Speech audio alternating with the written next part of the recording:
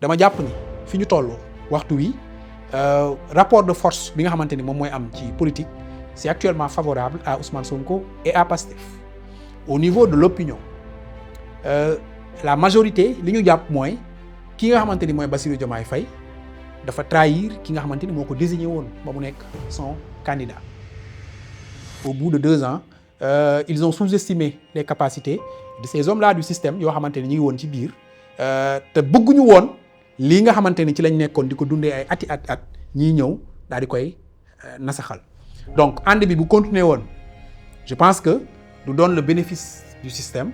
et ils ont tout fait pour ñoom ñaar ñu tàkkali ko et finalement je pense qu'ils ont réussi et je pense que le président est dans une logique de chercher un second mandat en 2029 et loolu ci la nar a liggéey ba 2029 teew ñu def élection présidentielle bi loolu bokk na nag ci li ma gën a décevoir ci rupture bi nga xamante ne am na ci seen diggante ñoom ñaar parce que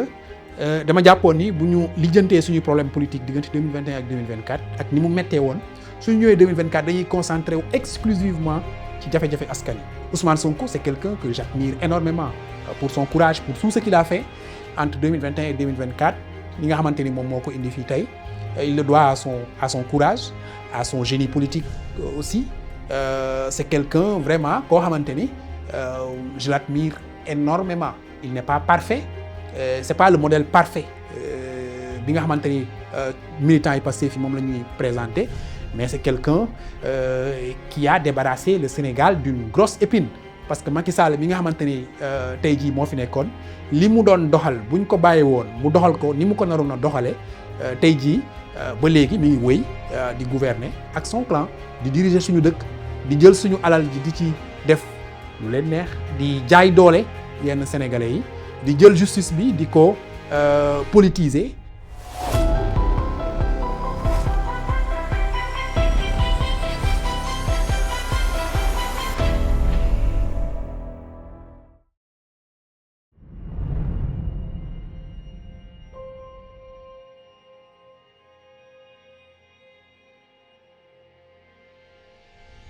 waaw loolu je pense que question la boo xamante ni réponse bi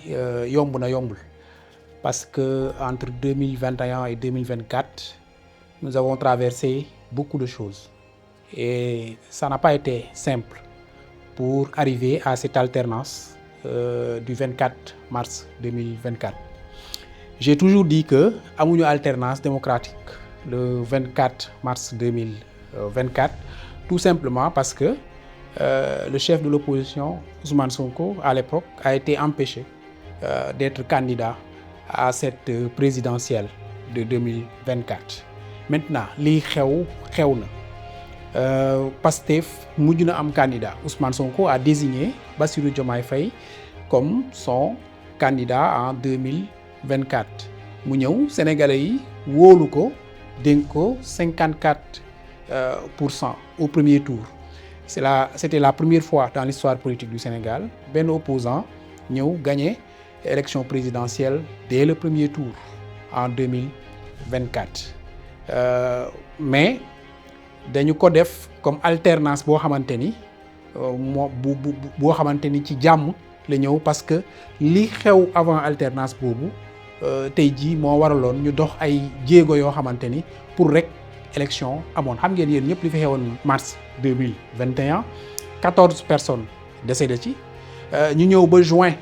2022 ci élection législative yi boobu ñu ngi koy préparer problème liste yi amoon entre Yewwi yi et cetera ak Benno Bokk Yaakaar manifestation yi fi amoon ba ñu réprimer ko 3 personnes décédées ci juin 2023 encore mu am yeneen i manifestation yi nga xamante ni verdict bi ñu rendroon ci procès Ousmane Sonko Adji Sarr bi moo ko indi woon le 1er juin plus précisément 2023 des dizaines et des dizaines de personnes ñu rey leen ci ba léegi bilan bi ñi naan 80 ñi naan 65 et cetera kenn mënul xam sax bilan exact nit ñi nga xamante ni ñoo décédé entre 2021 et 2024 réew mu nga xamante ni traversé nga étape yooyu yëpp say doom décédé ci ñii ñu làggal leen ñii ñu patal leen ñii ñu jàpp leen tëj ba seen liggéey yàqu ñii seen sëy jaare na ci tas. Ce fut un choc, un traumatisme boo xamante ni Sénégal ñi ngi koy traîner ba léegi bi ñu ñëwee ba février 2024 nga xam ni collège électoral bi Macky Sall mi ngi signé woon décret bi convoqué ko le 25 février 2024 le 3 février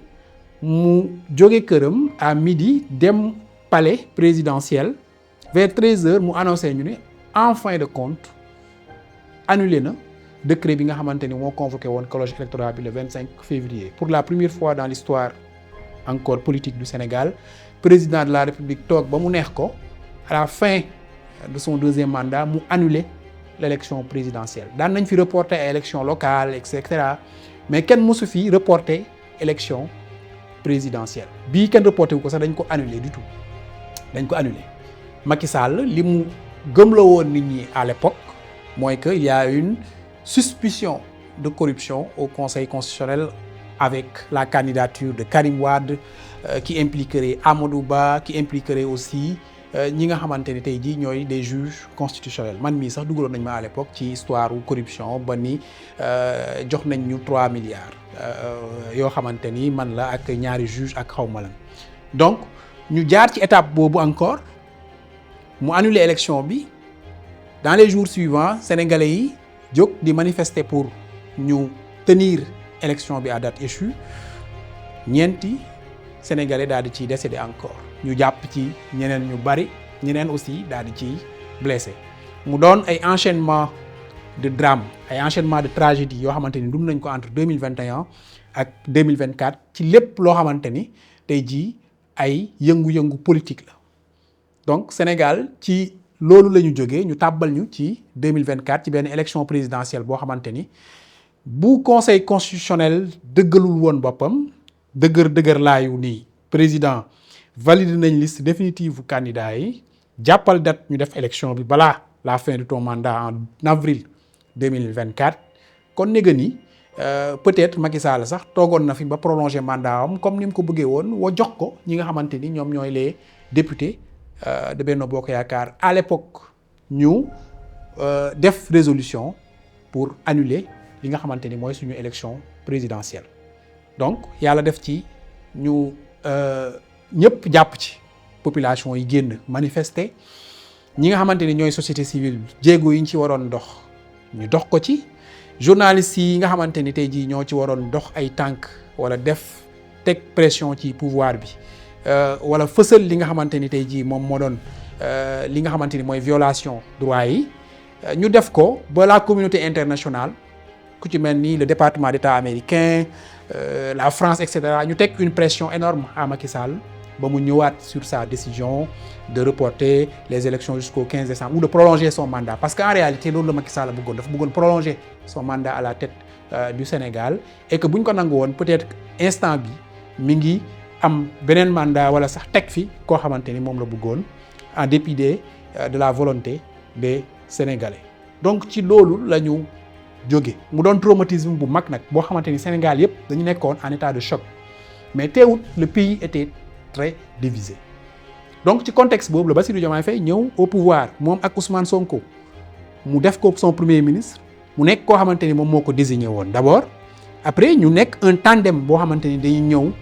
pour renverser li nga xamante ni tey jii mooy système bi fi nekkoon te ñu yàgg koo bëgg a xeex donc ñu ñëw le 24 mars tey jii 2 ans après soo ma nee tey jii lan mooy sa sentiment bi la gën a animé dama la naan c'est la déception je suis extrêmement déçu de ce qui est en train de se passer li tax mooy comme ni ma la ko nettalee ay nit dañu faatu pour lii daal di am ay nit dañu tayle seen liberté tayle seen liggéey tayle seen ménage pour lii am mag ak ndaw ñu ci ëpp doon ay ndaw ñoo xamante ni dañ doon yaakaaru réew mi jël seen bakkan teg ko ci kaw tali bi pour rek li nga xamante ni moo fi doon xew muy jaay doole ak benn clan boo xamante ni moo doon diriger di jël marché yi di jeex yaama neex di jël xaalis réew mi di ko pasaree ndaw ñi ni loolu dafa war a dakk dañu war a nekk ci Sénégal boo xamante ni li ñëpp bokk ku ne def ci jot wàllam donc su ñëwee ba 2024 ñu am espoir que ni rupture boo xamante ni dafay am dinañ dund d'abord ci état de droit boo xamante ni fi mbaxane doonee benn sénégalais ñaari sénégalais bu ñu fa demee du ñu xàmmee ki am ak ki amul. donc tey jii bu ñu ñëwee ba en 2026 ñu ni loolu yëpp jël nañ ko teg ci ginnaaw ñi nga xamante ni ñoom lañ tegoon ci bopp réew mi xaajaloo nañ président bi séparé wu na ak son premier ministre. donc tey jii sentiment bi la mën a am animé en tant que koo xamante ni participer nga ci la lutte démocratique boo xamante ni am na jeexital alternance en 2024 déception rek la mën a doon. donc je suis extrêmement déçu de la situation. maintenant duñ fi nekk di peut-être di revenir sur les causes de la rupture ak li nga xamante ni tey jii moom moo ko entouré lépp mais en tout cas le sentiment qui m'anime aujourd'hui en tant que journaliste qui a défendu la cause de Pastef dama koy faral di wax beaucoup de gens aujourd'hui tey jii dañ ma collé étiquette journaliste Pastef parce qu'à l'époque ils pensaient que dama doon défendre Pastef di défendre Ousmane Sonko. J'ai eu à le dire lors de la présentation du livre un peu de mon ami Ibrahima Diallo bi nga xamante ni woon na ma fa ma bokk ci panélistes yi mais leen à un moment donné entre 2021 et 2024 les règles étaient violées toutes les règles étaient violées kii nga xamante ni moom mooy Ousmane Sonko tous ses droits ont été bafoués tous ses droits ont été violés mayatuñ ko woon sax mu génn ci dëkk bi dox li nga xamante ni tey jii moom mooy ay soxlaam sans pour autant que ñu topp ko ak ay grenades lacrymogènes di ko gazer wala ñuy jàpp ñi nga xamante ni ñoom la àndaloon wala ñuy briser vitre otoom. on a tous assisté à cette fameuse scène ci ñi nga xamante ni tey jii mooy kanalu Soumbédioune bi tunnelu Soumbédioune bi. donc nit ku mel noonu tey jii mu nekk koo xamante ni il était le chef de l'opposition ñu jël ay droits am yëpp violé ko boole ci ki nekkoon njiitu réew à l'époque mu li nga xamante ni moom mooy charte ndeyu charte réew mi mu jël ko violé ko. donc loolu bu amee ci réew je pense que yoon la ci journalistes yi nga xamante ni tey jii seen liggéey mooy ñu nekk les sentinelles de la démocratie ñu jël parti parce que match su fekkee règles yi kenn respecté wu ko jarul nga naan damay nekk di tëddee njaaxanaay da ngay dem féete ci ki nga xamante ni tey ci moom moo gën a néew doole te ñu violer ay droits am nga jàppale ko pour mu lijjanti li nga xamante ni ba ñu delloo ko li nga xamante ni moom mooy droit am loolu moo doon sama position entre 2021 et 2024 parce que dama jàpp ni sénégalais bu jóg tey jii di xeex pour ñu dégg baatam ci réew mi wala pour mu jël réew mi li nga xamante ni moom mooy ak yelleef bi ko constitution bi jox dañ ko war a xeexal ba mu jot ci bu fekkee loolu ki nga xamante ni moom moo yor dooley état daf ko xañ je pense que rôle bi nga xamante ni moom la journaliste ak porteur de voix yi am mooy ñu xeex ba ku nekk tey jii lii sa àq ci wàllum état ak li la constitution bi jox ñu jox la ko ba mu mat sëkk ci taxawaay boobu laa nekk woon entre 2021 ak 2024 du woon caagin ni dama nekkoon militant wala sympathisant Pastef mais dama jàppoon ni ñëpp dañu waroon nekk sur le même pied d'égalité et que bu fekkee ñëpp doole état yëpp dañ ko jël sëf ko benn nit yoon la tey jii que ñu xeex ba kooku ñu delloo ko li nga xamante ni moom mooy ay droit am loolu moo doon sama taxawaay avant tout taxawaayu sénégalais boo xamante ni dafa bëggoon rek réew mi teguwaat ci ay loxo yu sell et puis réew mi tamit teguwaat ci jàmm parce que Sénégal demoon na ba ñi fi nekkoon ak ñi nekkoon ci opposition bi mu nekk ci benn situation de division boo xamante ni ba léegi sax dama jàpp ni ñi ngi ci parce que boo analyser résultat élection présidentielle bi nga xamante ni moom moo amoon le 24 mars nga analyser élection législative yi fi amoon ba léegi da ngay gis 54% 46% 54% 45% loolu dëkk bu mu am xam nga ni am na division parce que entre 54 ak 46 différence bi 9% ak 10% entre 9% ak 10% population bi la donc bariwul donc y a une division qui est toujours là et da nga koy gis c'est visible booy wër ci médias yi wër ci réseaux sociaux yi soit da ngay nekk boor bi wala nga nekk boor bee et ci loolu lañ nekk ba léegi bi alternance bi amee malheureusement ñu bëri dañ jàpp ni loolu dafa jeex alors que jeexul woon. C'est juste que y a une majorité silencieuse boo xamante ni dañ choisiroon tourner la page à li fi nekkoon et que ñooñu bi ñu ko defee ba pare li ñu doon xaar ci ñi fi nekkoon mooy tey jii ñu won ginnaaw ñu tourner la page des régimes passés te ñu jublu ci rupture yi nga xamante ni tey jii moom la ñu annoncé woon. Rupture bi ci njëkk pour man c'était systémique, mooy état de droit bi ñu restaurer ko ba ku nekk ci dëkk bi nga am ak yelleef ñu jox la ko ba mu mat sëkk. Mais comme ni ma ko faral di waxee, je pense que li nga xamante ni tey jii moo indi séparation bi tey au bout de 2 ans mooy itam comme ni ma ko waxee entre 2021 et 2024 mais ñu Pastef le temps tey jii de s'opposer normalement. Ils ne se sont pas opposés normalement parce que li ñu doon def tout le temps mooy ñu éprouver leen, mooy ñu nekk ci mbedd bi di xeex et cetera pour les droits de leurs leaders respectifs. Donc boobu conditions yi nga xamante ni tey jii moom moo doon tax parti d'opposition teg programme di ko waxtaan ak askan bi wala di dem ci médias yi di ci échanger ba ñu xam ni ñii seen programme lii la bu ñu egsee lii la ñuy def, conditions yooyu c'était pas réuni parce que Pastef seen survie la ñu doon xeex plutôt que seen programme bi ñu teg pour dictal ko nit ñi, tellement que répression bi ñu tegoon seen kaw dafa metti. Donc loolu tax na ba amuñu temps tey jii pour préparer wu à l'exercice du pouvoir. Donc bi ñu jàppee Ousmane Sonko tëj, jàpp Diomaye tëj, jàpp seen leaders yi par exemple yëpp muselé leen, ñi daw génn réew mi et cetera, mu des que les gosses du JPS yi nga xamante ni ñoom ñoo doon mener la lutte dans la rue. Donc tey jii Pastef amul woon temps pour teg ay programme, teg ay projet pour waxtaanee kook Sénégalais, pour échanger aussi ak opposition ak pouvoir bi fi nekkoon, ñu challenger leen ci li nga xamante ni moom la ñu nam ma def bés bu ñu ñëwee ci réew mi, mais ñu leen temps boobu. Et diggante bi ñuy génn en mars, entre le 10 mars et le 24 mars bi ñuy génn 10 jours yooyu permettre leen woon tey jii ñu préparer wu à l'exercice parce que dañ génn rek lancé wu ci benn campagne, sénégalais yi fal leen ñu ñëw toog. Maintenant ñëw nañ toog entre mars ak avril, gis nañ situation bi nga xamante ni moom la ñu war a jëlee réew mi, naka lañ koy lijjantee. Ci diggante boobu je pense que le temps était trop court pour ñu am les idées claires, pour ñu xam exactement fan la ñu jëm, problème yi nga xamante ni tey jii moom moo nar a dal seen kaw naka lañ koy lijjantee dans l'urgence. Parce que boo jëlee réew tey jii nga annoncé rupture, soo ñëwee toog ci saa si dafa am yenn problème yu urgent yoo xamante ni tey jii ñoom ñooy ñëw sotteeku sa kaw te yooyu da nga ko war a lijjanti parce que yow yaa laaj réew mi bañ jox la ko. Mooy premier fin du mois sénégalais yi dañoo war a fayee ko, da nga war a lijjanti xaalis bu ñu fayee les fonctionnaires. Bailleurs yi xam ngeen ni Sénégal situation bu mu nekkoon tax na bailleurs yu bëri dañu suspendre woon seen programme au Sénégal. Il y avait une instabilité politique, il y avait des manifestations réprimées par-ci, il y avait des morts et des privations de liberté. Donc plusieurs bailleurs, plusieurs entrepreneurs avaient suspendu leur programme et leur marché au Sénégal. Naka ngay def tey jii ba ñooñu ñëwaat biir Sénégal, loolu fallait nga taxaw ci aussi en urgence. Tey jii bor yi Sénégal amel les partenaires techniques et financiers, les bailleurs à l'international, mu doon ay milliards yoo xamante ni da nga ko war a fay, échéance yi tegu sa kanam, naka ngay lijjantee tey jii ba fay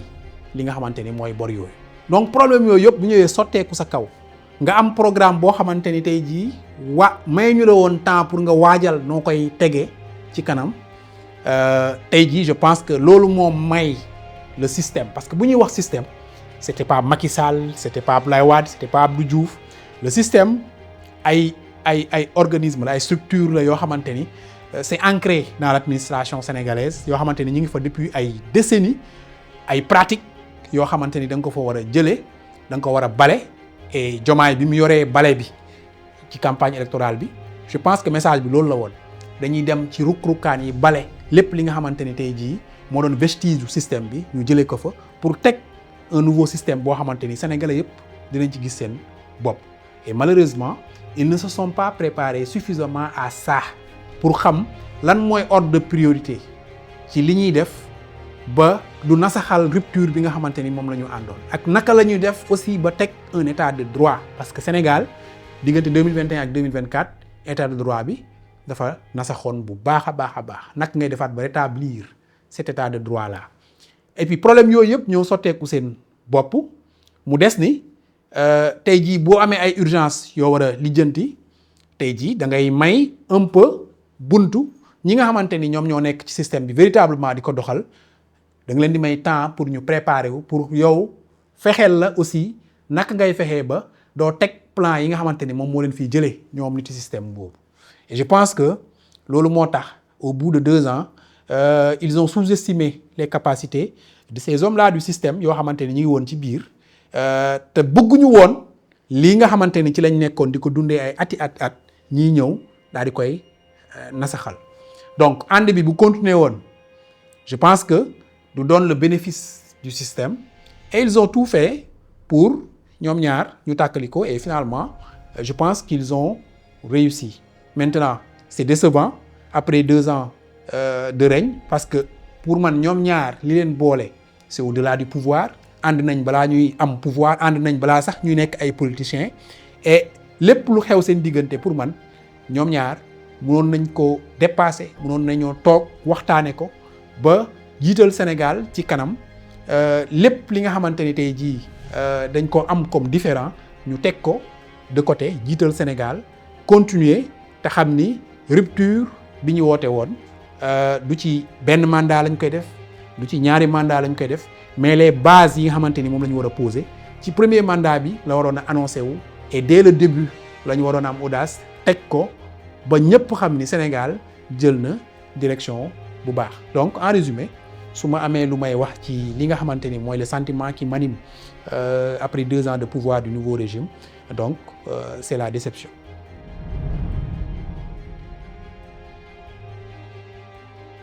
Bon, c'est très difficile de prendre parti nekk nañ ci réew boo xamante ni nag yombul waxe parce que fu mu toll nii soo waxee ci kenn ki ñun la da ngaa far fii boo waxee ci keneen ki ñun la tu es un traître et cetera man je suis un journaliste comme ni ma ko waxee ci première partie bi je ne suis pas appelé à prendre parti si comme situation bi nga xamante ni am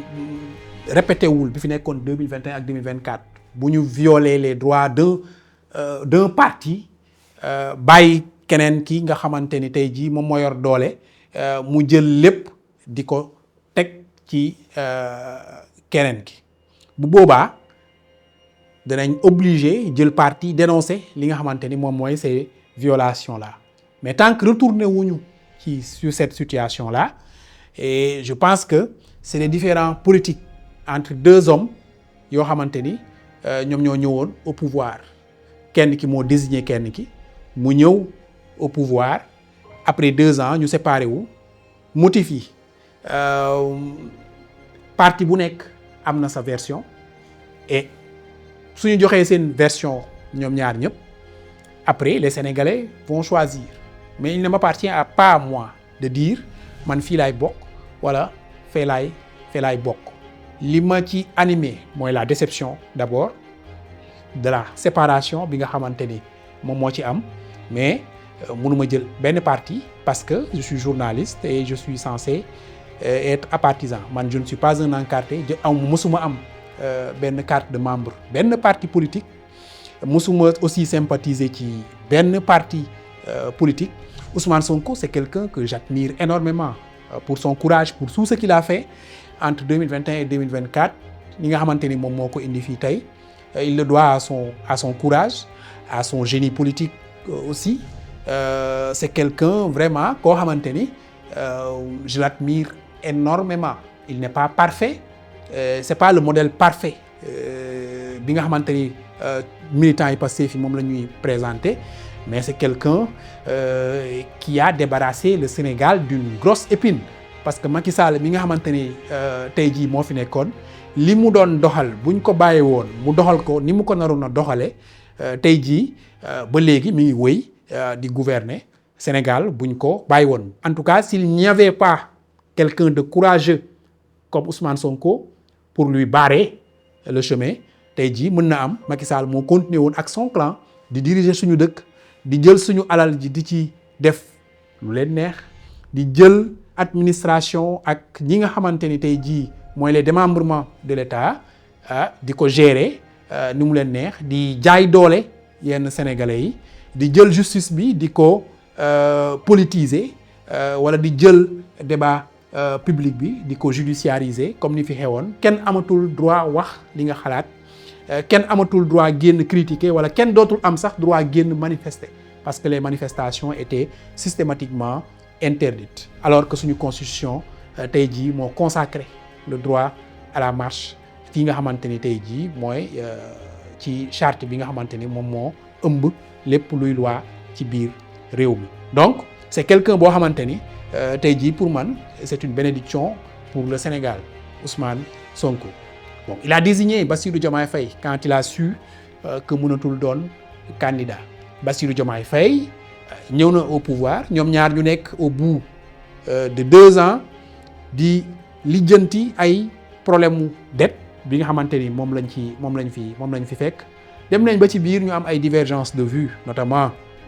sur le plan de la justice notamment sur le plan de la reddition des comptes notamment sur beaucoup d'autres plans mais une histoire un problème c'est 2 versions c'est Ousmane Sonko qui donne sa version et Bassirou Diomaye Faye n'a pas encore donné sa version. Maintenant, il lui sera très difficile de se départir de l'habit de traître bi nga xamante ni waa Pastef moom lañ ko solal et une bonne partie de l'opinion mais il devra donner sa version de l'histoire pour que ñu mën a am une opinion exacte de ce qui s'est passé parce que après pour man ñaar ñu ànd plus de 15 ans séparés wu tout juste à cause d'histoire politique pour man peut-être am na leneen lu gën a profond loo xamante ni sénégalais yi xamaguñ ko peut-être Sonko Ousmane Sonko waxagu ko nit ñi peut-être Bassirou Diomaye Faye aussi àddoogu ci loo xamante ni peut-être bu génnee peut-être nit ñi danañ am une meilleure idée et une meilleure vision de ce qui s'est réellement passé.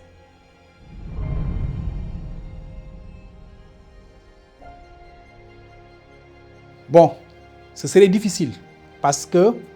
il y a eu un enchaînement de causes entre 2021 et 2024 xam nga 2021 d'abord nit ñi dañu jógee ci benn crise bi ñuy wax Covid-19 sénégalais yi sonn éprouvé ñu dugal leen ci ay couvre-feu xam nga dugal leen seen kër yi amatuñu woon droit génn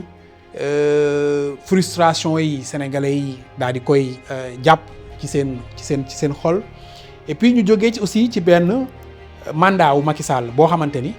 dafa faagaagal ñaari adversaire politique muy Khalifa Sall ak Karim Wade ñaar ñëpp mu jàpp leen tëj ba pare tere leen ñu bokk élection en 2019 alors que c'était ses adversaires les plus directs muy PDS ak Khalifa Sall bi nga xamante ni à l'époque il avait gagné Dakar soo ñëwee entre 2019 ak 2024 tey jii mu am un adversaire boo xamante ni dès sa première participation à l'élection présidentielle il a eu 15%. 700 000 Sénégalais ont voté pour Ousmane Sonko en 2019 c'était un signal et Macky Sall avait perçu ce signal-là léegi nag bi mu jógee pour faagaagal ko tere ko bokk en 2024 comme ni mu tere woon bokk Khalifa Sall ak Karim Wade en 2019 je pense que les Sénégalais aussi bokk na ci liñ ni lii buñ ko seetaanee tey jii kii dina jàppee boppam buur ci boppu réew mi.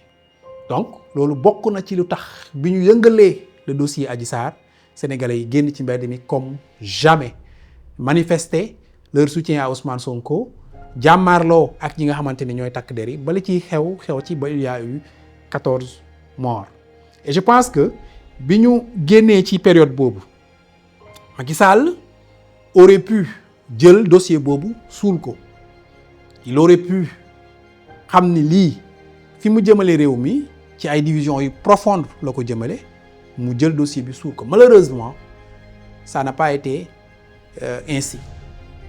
on a insisté sur le dossier Adji Sarr après surtout les législatives de 2022 législatives 2022 yi xam nga li mu indi Sénégal dafa xaw a doy waar dañu dem ba jël li nga xamante ni mooy la majorité au pouvoir ñu mettre leen en ballottage il y avait presque tey jii une possibilité de cohabitation pour la première fois dans l'histoire politique du Sénégal par exemple opposition bi Yewwi Askan am 80 députés dem sax ba war a tey jii mettre en ballottage ñi nga xamante ni ñoom ñooy le régime présidentiel ñoom nga xam ni 82 députés la ñu amoon 82 députés yooyu 83 députés moo la mën a may la majorité absolue pour nga mën di dogal fële ci assemblée nationale loolu amuñu ko woon il a fallu que ñu négocier ak Pape Diop pour mën a am le 83e député donc bi ñu jógee ci élection yooyu le message de l'électorat sénégalais était clair boo boolee voix yi nga xamante ni opposition bi moom la amoon moo ëpp voix yi nga xamante ni régime au pouvoir bi moom la amoon loolu li muy undu mooy suñu demee élection présidentielle opposition bi moom mooy jël le pouvoir et que ki nekkoon ci bopp opposition bi à l'époque nekk tête de file ñi nga xamante ni tey jii ñoom ñooy waa Yewwi Askan Wi c'était Ousmane Sonko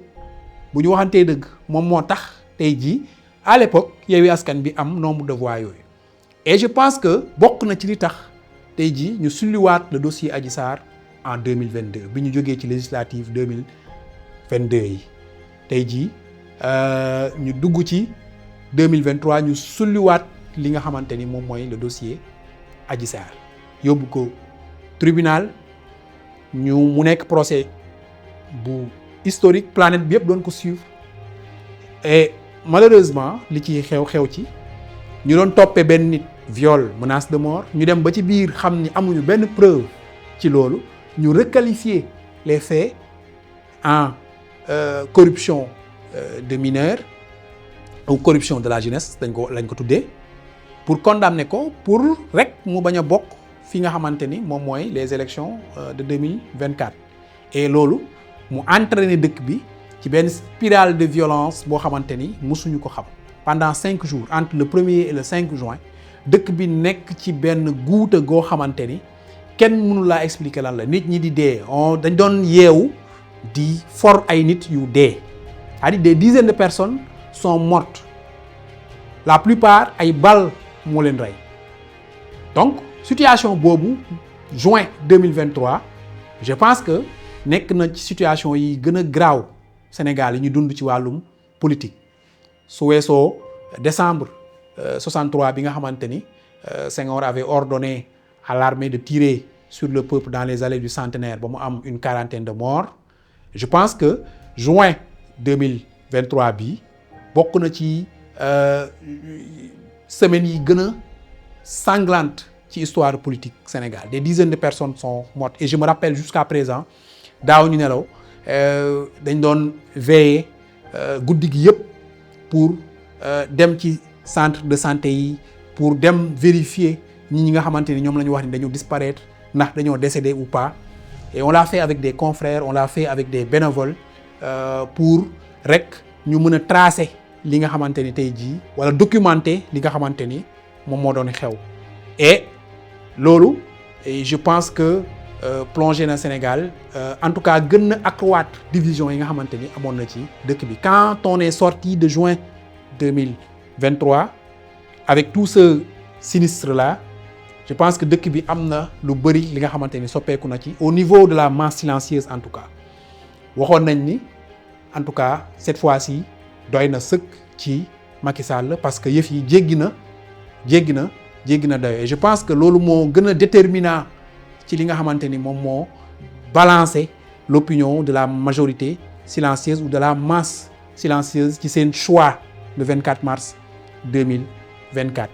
Donc c'est un traumatisme qu'on a vécu entre 2021 et 2024. Mars 2021, juin 2023, février 2024. Plus de 65 personnes sont décédées, la plupart tuées par balle. Traumatisme boobu d'habitude bu ci dëkk jógee balaa mu ci replonger waat dafay jël temps pour ñu encaisser ko d'autant plus que ñi ci décédé ñëpp tey ji jusqu'à présent gisoo benn yoon kenn kuñ ci ni diw mooy responsable bi diw lañu jàpp ni moom moo joxe ordre yi diw moo tiré wala diw moo tiré amul ba léegi kenn koo xamante ni mën nañ ko ci rendre justice les familles des victimes ñi ngi ba léegi di wër ku leen rendre justice gisuñu ko et je pense que loolu dans la conscience collective des Sénégalais dafay renvoyer à une certaine idée que nous avons des manifestations politiques ou des querelles entre politiciens d'habitude nit ñi dañuy faral di wax ni ku ci dee yaa perte ce slogan là tey jii suñu génnee 2024 ñëw ba 2026 amul benn dossier bu ñu teg ci table bi concernant les répressions des manifestations politiques entre 2021 et 2024 dafay tendre à jox dëgg ñi nga xamante ni ñoo jàpp ni xeexu politique ku ci dee yaa perte et loolu bu xesee ba installé wu davantage sur la conscience collective du yombati mukk nga gis tey jii nit génn ci mbedd mi di xeex pour des questions politiques et au-delà de ça je pense que sénégalais yi parewaatuñu pour dund li ñu dundoon entre 2021 et 2024 les conditions ne sont pas, les circonstances ne sont pas là, les conditions également ne sont pas là et je pense que ni Sonko ni Diomaye ne souhaitent que le pays replonge dans les travers de 2021 à 2024 et yaakaaruma ni am na benn sénégalais bu tey jii bëgg réew mi delluwaat situation boobu parce que gënalul kenn tey jii ñuy xëy di compter ay morts di wax diw ak diw ak diw ñoo ci décédé te li ci ëpp doon ay ndaw donc yaakaaruma tey jii quelle que puisse être la situation tey jii ñu delluwaat ci li nga xamante ni moo xewoon diggante 2021 ak 2024.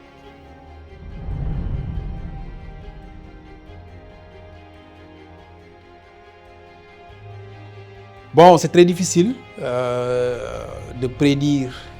l'avenir en politique, mais en 2029, il est prévu qu'il y aura une élection présidentielle. Situation politique bi tey ni mu demee président de la République bi nga xamante ni moom moo fi nekk séparé wu na ak ki nga xamante ni moo doon son mentor politique créé na son parti tuddee ko Kiiraay ki nga xamante ni tey jii moom mooy Ousmane Sonko dellu na ci opposition bi. ba pare jiite li nga xamante ni mooy le Parlement c'est pour la première fois de l'histoire politique du Sénégal c'est quelqu'un qui est chef de l'opposition qui dirige la majorité parlementaire loolu musul am Sénégal c'est une nouvelle configuration boo xamante ni il faudra qu'on fasse avec donc ci configuration boobu la ñu nekk en 2027 il doit y avoir des élections locales yoo xamante ni tey jii constitution bi wala code électoral bi dafa exiger le président à ce que mu jël décret à 90 jours au plus de ces élections pour convoquer le collège électoral en 2027 xam ngeen ni janvier 2022 la ñu defoon les élections locales yi fi xamante ni moom moo fi mujjee woon ba fal maire yi nga xamante ni ñoo nekk actuellement seen mandat moo nekk actuellement en cours et en 2027 le président actuel bi nga xamante ni lancé na son parti politique récemment devra aller confronter son ancienne formation politique PASTEF pour wone doole bi nga xamante ni peut-être yaakaar na ni am na ko sur l'échiquier politique national donc balaa ñuy lijjanti li xew en 2029 il faudrait d'abord que ñu arrêté wu sur des tests yi nga xamante ne nar na am d'ici 2029 et bi ci njëkk mooy 2027 lan mooy xew 2027 day xam élection locale est-ce que le président d'abord suñu yeggee décembre 2026 dafay dissoudre l'Assemblée nationale est-ce que dafay dem élection législative couplé ko ak li nga xamante ni mooy élection locale yi juridiquement c'est un peu difficile techniquement c'est difficile à réaliser boo xoolee ni suñu code électoral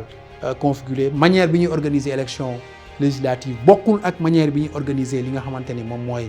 élection locale mais quoi qu'il en soit faaw élection am en 2027 su fekkee président jëlul décision reporter li nga xamante ni tey jii moom mooy les élections locales et ce serait un test pour ñu xam tey jii fan la dooley président toll ak parti bi nga xamante ni teg na ko ba wut ay alliés yi nga xamante ni ñoom ñoo ko ci jàppale. Et je pense que Pastef aussi souhaite aller aux élections pour faire une clarification un peu politique. Clarification dans la mesure où tey jii bi ñu jógee ci élection législative 2024 yu novembre 2024 Pastef 54% la fa jëlee 54% yooyu diggante bi séparation bi amee entre Bassirou Diomaye Faye ak Ousmane Sonko lan moo ci wàññeeku wala lan moo ci yokk lan la Bassirou Diomaye Faye jël biir Pastef lan la Pastef gagné ci séparation bi nga xamante ni Bassirou Diomaye Faye def na ko ak Ousmane Sonko yooyu yëpp pour évaluer ko faaw ñu dem élection pour ñu xam ci diggante ñaari force politique yooyu ban moom moo ci nekk ci kanam. Mais en tant qu'observateur de la scène politique depuis un certain moment dama jàpp ni fi ñu toll waxtu wi rapport de force bi nga xamante ni moom mooy am ci politique c'est actuellement favorable à Ousmane Sonko et à Pastef. Au niveau de l'opinion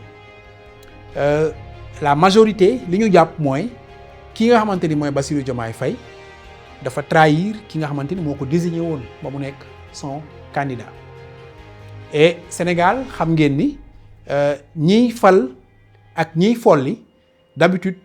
ils ne sont pas encartés maanaam amuñu li nga xamante ni moom mooy carte parti. C'est une masse silencieuse bi nga xamante ni mi ngi fi di observer li xew ci seen politique bi di juger pour qu'au jour J ñu jël seen carte dem sànnil ko fi ñu jaakaar ni foofu la dëgg féete. Dama jàpp ni ci majorité boobu ñu ci ëpp tey jii ci Ousmane Sonko la ñu féete mais bu mu tax benn yoon Pastef naagu parce que président bi nga xamante ni tey jii moom moo nekk en exercice bu ñu fàtte ni ci Pastef la jóge te comme ni ma ko yàgg waxee wax naa ko ci plateau yu bari base bi nga xamante ni moom la yaakaar pour construire son nouveau parti ci Pastef la ko yaakaar. Gis ngeen bi mu constituer le premier gouvernement de Al Aminou Lo am na déjà ay responsables Pastef ay cadres Pastef yu bàyyi Pastef dem fekki ko. Par la suite gis ngeen ni bëri na ay jeunes ak ay yeneen cadres yoo xamante ni bawoo nañ Pastef dem rejoindre li nga xamante ni tey jii mooy le président Bassirou Diomaye Faye ci li nga xamante ni moom mooy administration bi. Il y a au moins des centaines de postes de DG, de PCA yoo xamante ni ay responsables Pastef ñoo ko occupé actuellement ba léegi ñi ngi foofu te Bassirou Diomaye Faye waxagul lu jëm ci ñoom it ñu ci bari ci ñoom leeralaguñu li nga xamante ni moom mooy seen position ci ñaari parti yi xamuñu ndax fii la ñu féete xamuñu ndax fee la ñu féete bankuñu seen tànk tàllaluñu ko te ñooñu fii ak tey jii posé wuñu acte comme ni ko nit dof defee jékki-jékki démissionné de son poste de PCA leeral ñëpp ni moom mi ngi féete fii ci Ousmane Sonko pour man décision boobu mu jël moo waroon doon tey jii la décision de tous ces DG et PCA yi nga xamante ni dañ jàpp ni ñoom ci Pastef vision Pastef la ñuy topp parce qu'à un moment donné Pastef ak Ousmane Sonko bokkatuñu vision ak ki nga xamante ni mooy Bassirou Diomaye Faye su fekkee Ousmane Sonko ngay topp munoo continuer di liggéey ci administration en tant que DG wala PCA su fekkee tu ne partages pas les idéaux de Bassirou Diomaye Faye pour man c'est incohérent et que ñoom ñëpp dañu war a topp ñi nga xamante ni tey jii ñoo démissionné dem leeral clairement seen position et tant que defuñu ko ce sera le flou total ci attitude bi nga xamante ni mën nañ koo am jusqu'à la dernière minute entre Bassirou Diomaye Faye et Ousmane Sonko moo tax tey jii d'ici échéance 2027 yi di ñëw pour man Pastef doit faire beaucoup attention à ce que Bassirou Diomaye Faye déstructurer li nga xamante ni tey jii moom mooy seen parti. On a déjà vu des vagues de démission, des vagues de départ, donc il faudra faire très attention d'ici 2027 et ça ne va pas s'arrêter en 2027 bu amee échéance électorale résultat bu ci mën a génn après résultat la boo xamante ni dañ koy évaluer un camp comme l'autre dinañ ko évaluer pour xam perspective yi mu mën a jur en 2029 et je pense que le président est dans une logique de chercher un second mandat en 2029 et loolu ci la nar a liggéey ba 2029 teew ñu def élection présidentielle bi maintenant loolu bokk na nag ci li ma gën a décevoir ci rupture bi nga xamante ne am na ci seen diggante ñoom ñaar parce que dama jàppoon ni bu ñu lijjantee suñuy problème politique diggante 2021 ak 2024 ak ni mu méttee woon suñu ñëwee 2024 dañuy concentré wu exclusivement ci jafe-jafe askan yi concentré wu ci de telle sorte que tey jii waxi politique daanaka nit ñi dootuñ ko dégg wala bu ñu ko déggee dina néew trop mais diggante 2021 ak jonni yàllay teel il faut le reconnaître politique moo ëpp ci scène publique bi moo ëpp ci débat public bi on devait tourner cette page des politiques de la politique politicienne malheureusement ñi ngi ci page boobu ba 2026 et ci page boobu lañ nar a nekk malheureusement ba 2029 ba tax na jafe-jafe askan bi je pense que même su fekkee dañ koy lijjanti dina sooxe trop fii ak 2029 pour ñu gis le bout du tunnel dana doon lu jafe trop. Maintenant après les Sénégalais vont choisir d'ici 2029 desatul lu mët ñetti at bu ko mëtee ci lay yam et ce sera très difficile pour un président de présenter un bilan boo xamante ni moom la fiy teg fii ak 2029 maintenant fii ak 2029 aussi ci opposition bi yàgg na ci koo xamante ni da nga war a opposer wu pour conquérir le pouvoir say faay naka nga koy nëbbee ba kenn du ko exploiter pour indil la ay jiixi jaaxa d'ici 2029 je pense que ci yooyu lañ nar a nekk ba élection présidentielle 2029 et lépp ci wàllum politique lay doon day mel ni jafe-jafe askan bi pour ñu lijjanti ko dina sooxe toon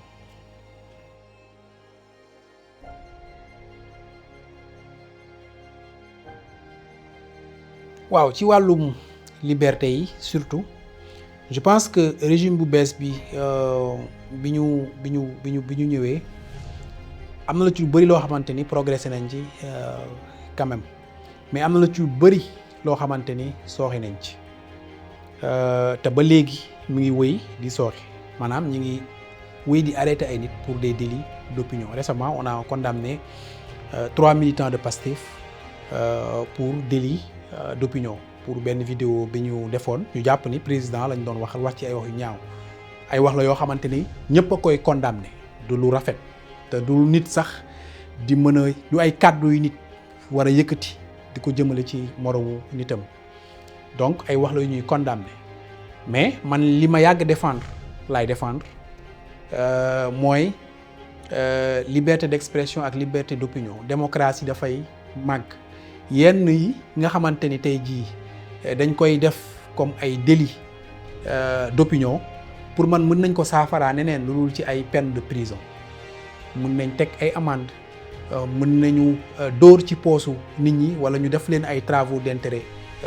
général mais jàpp nit di ko tëj kaso ay weer pour des délits d'opinion je pense que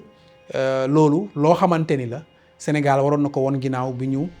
jàllee li nga xamante ni mooy mars 2024 malheureusement loo xamante ni la boo koy défendre après da ngay gis ñenn ñi nga xamante ni au début bi ñuy commencé di arrêter chroniqueurs yi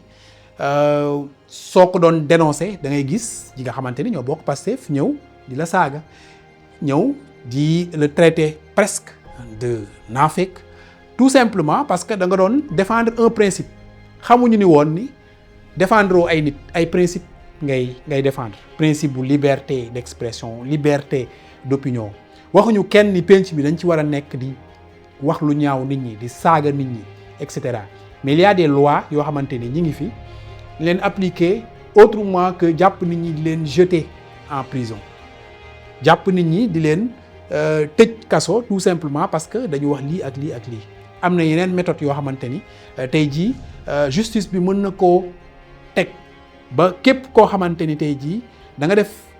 li nga wax da nga def injure publique wala nga calomnier nit ki wala nga nekk ci penc mi di ko jël deram bi di ci teg lu ñaaw ñu teg la ay daanu koppar wala ñu teg la ay daanu travaux d'intérêt général yoo xamante ni da nga koy def pour fayee ko li nga xamante ni tey jii mooy société bi. loolu gën li nga xamante ni mooy li nga xamante ni yàpp leen tëj kaso di feesal kaso yi ñëpp xam nañ ni Sénégal surpopulation carcérale moo fi am. su fekkee nag da nga ci bëgg a teg di traquer nit ñi ci réseaux sociaux yi pour xool lu ñu wax président wala premier ministre pour jàpp pour tëj je pense que loolu su naree am dafay metti donc tey jii bu ñuy défendre genre principe yooyu défendre ñu ay nit. c'est pas parce que diw la ñu jàpp ci APR la nekk ñu tëj ko parce que dafa wax lu ñaaw Ousmane Sonko wala wax lu ñaaw président Bassirou Diomaye Faye ñu koy défendre ñu nit kooku. principe bu tey jii liberté d'expression ak liberté d'opinion bi la ñuy défendre ci démocratie bi mel ni Sénégal nga xamante ni mi ngi en maturation nga xamante ni chaque fois à l'extérieur ñu ngi koy tëgg vitrine la tey jii war nañu dépasser di jàpp nit ci ay di nga xamante ni moom mooy liberté d'opinion. su fekkee migration aussi je pense que gouvernement bi teg na ci ay jéego yu am solo surtout dans la répression et dans la prévention li nga xamante ni tey jii moo doon départ yi wàññeeku na bu baax a baax mais doonul li nga xamante ni wàññeeku bi tamit dafa arrêté y a toujours des départs nit ñaa ngi xale yaa ngi jël gaal yi di dem fi nga xamante ni tey jii moom mooy Espagne wala Europe am na ñuy jël yeneen yoon bi nga xamante ni état bi teg na ay mesures pour barrer le chemin ak ñi nga xamante ni tey jii ñoom ñooy les passeurs ñoom dañu changer point de départ maanaam léegi ndaw ñi dañuy déplacer wu jóge Sénégal dem ay dëkk yu mel ni Mauritanie wala Guinée-Bissau wala sax dem ba Maroc pour mën a rallier li nga xamante ni moom mooy Espagne. soo xoolee chiffres yi nga xamante ni organisation bii di Caminando Fronteras moom la publié dernièrement en tout cas chiffre 2025 yi nga comparé ko ak chiffre 2024 yi par exemple en 2024 il y a eu au moins 10 000 morts ci li nga xamante ni ñoom ñoo doon départ yi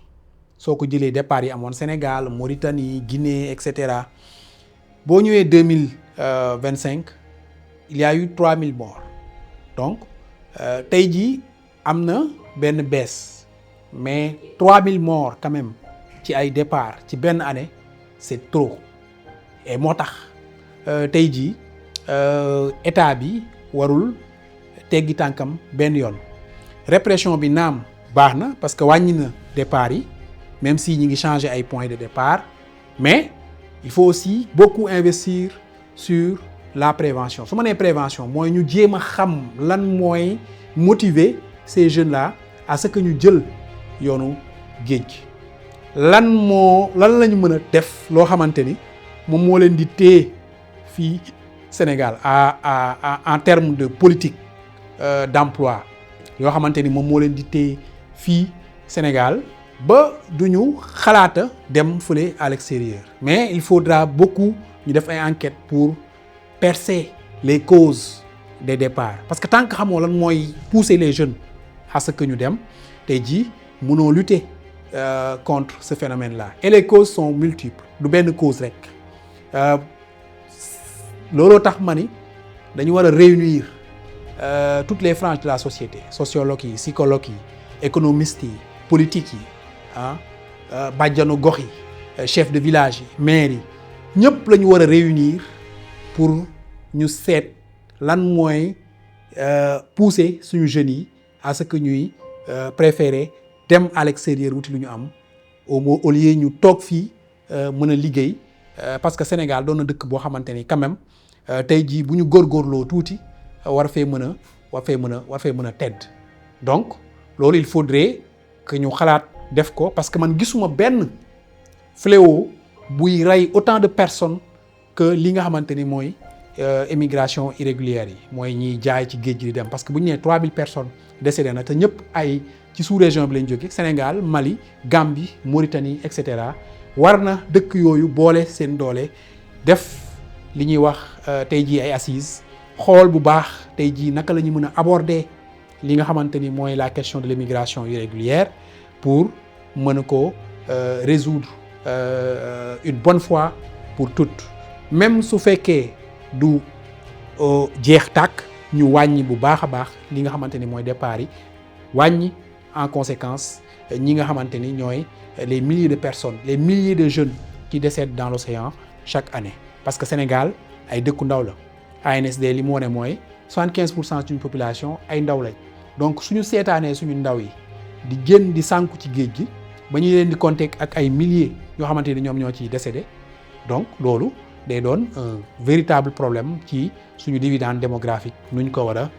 utiliser.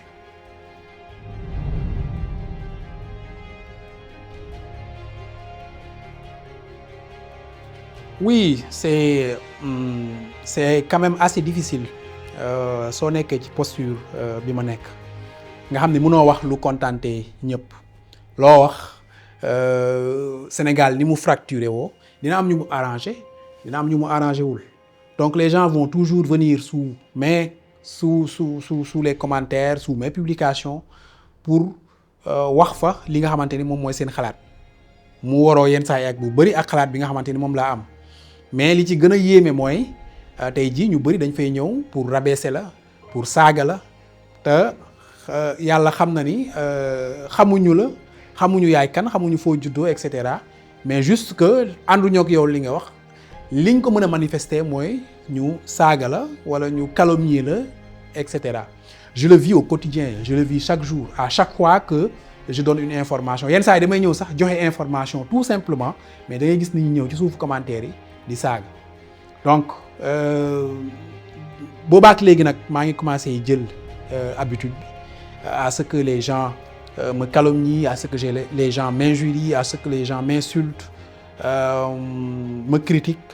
bañuma ko ma critiquer mosuma tëj samay commentaires il y a bien une raison c'est que comme ni ma ko waxee léegi dama gëm li nga xamante ni moom mooy la liberté d'expression et la liberté d'opinion moo tax mosuma tëj samay commentaires te rarement lay bloqué ay nit à moins que ma romb ci sa commentaire nga wax fa loo xamante ni tegginewul rarement laa koy def donc c'est un peu difficile ci sama posture que tey jii nit ñi moo xam tey jii parti politique bii nga bokk moo xam parti politique bële nga bokk moo xam fii nga bokk wala fële nga bokk en tout cas lépp lu ma wax tey jii dina ma jural ay critiques dina ma jural ay saaga mais su fekkee peut-être dama amoon mission boo xamante ni tey jii moom la ma yàlla dénk je pense que lii moo doon nattu bi nga xamante ni tey jii moom laa war a supporter et je ne dois pas me plaindre et je ne me plaindrai jamais de ça parce que dañ nekk ci dëkk boo xamante ni nit ñi waruñu bokk fu ñuy xool waruñu bokk aussi xalaat te wuute xalaat pour man richesse la peut-être li ngay déplorer rek mooy yenn saa yu saaga yi ak yu ñaaw yi nga xamante ni dañ koy wax mais je reste convaincu que Sénégal ñii nga xamante ni tey jii ñoom ñooy weccante xalaat ci penc mi ñi ci ëpp ñoo ma ëpp xel fuuf ñoo ma gën a muus te li may wax xëy na sax lu ci ëpp ñoom ñoo ma ko gën a xam donc du ma bañ benn yoon ku may recadrer du ma bañ benn yoon ku may critiquer weccoo xalaat je pense que mooy doon li nga xamante ni tey jii mooy richesse u bépp population wala bépp peuple boo xamante ni dafa bëgg avancer.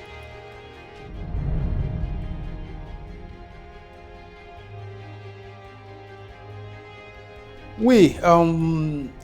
je pense que à un moment donné il y a quand même eu des choses yoo xamante ni man d'accorduma ci ak ki nga xamante ni moom mooy président de la République bari na ci moo xam ci nomination yi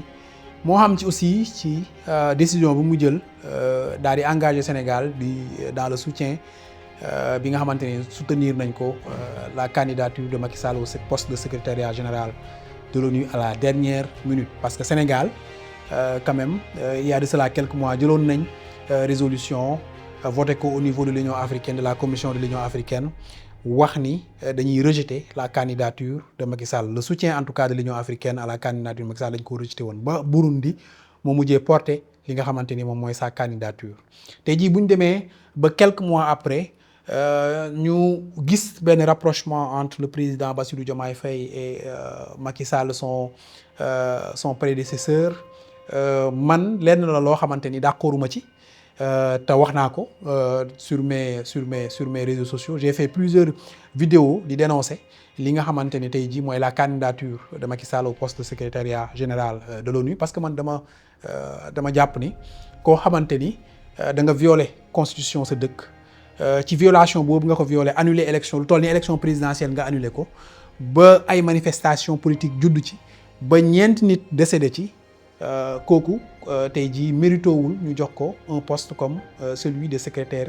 général des Nations Unies. ku mënul respecter sa constitution dëkk tey jii mënoo doxal tey jii bànqaas bu mel ni Nations Unies nga xamante ni tey jii yenn saa yi ñoom ñooy nekk entre